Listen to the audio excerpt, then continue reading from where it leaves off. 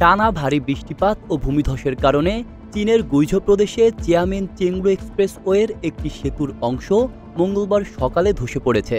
স্থানীয় প্রশাসনের তথ্য অনুযায়ী এই ঘটনায় এখনো পর্যন্ত কোনো হতাহতের খবর পাওয়া যায়নি।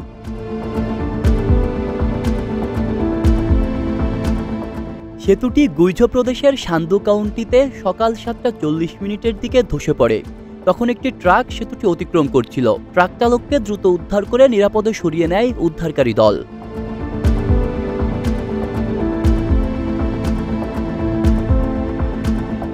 ড্রোন ফুটেজে দেখা গেছে সেতুর নিচে 3টি নির্মাণযান আটকা পড়েছে, যেগুলো আশপাশের গ্রাম থেকে এসেছে এবং ধসের সময় সেগুলোতে কেউ ছিল না বলে স্থানীয় কর্তৃপক্ষ জানায়।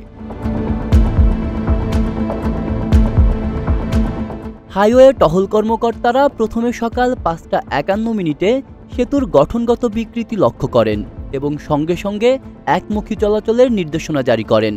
পরে সকাল 7:11 সম্পূর্ণরূপে সেতু বন্ধ করে দেওয়া হয়, ধসের মাত্র 30 মিনিট আগে।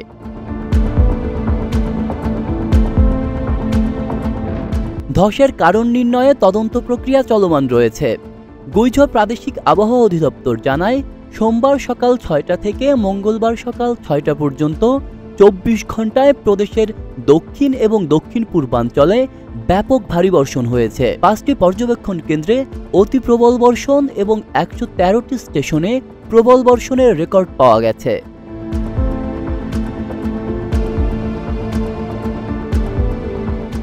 আবহাওয়াবিদরা জানিয়েছেন, আগামী কয়েকদিন বৃষ্টির প্রবণতা অব্যাহত থাকবে এবং এর প্রভাব ধীরে ধীরে প্রদেশের উত্তর ও পশ্চিমাঞ্চলে ছড়িয়ে পড়বে।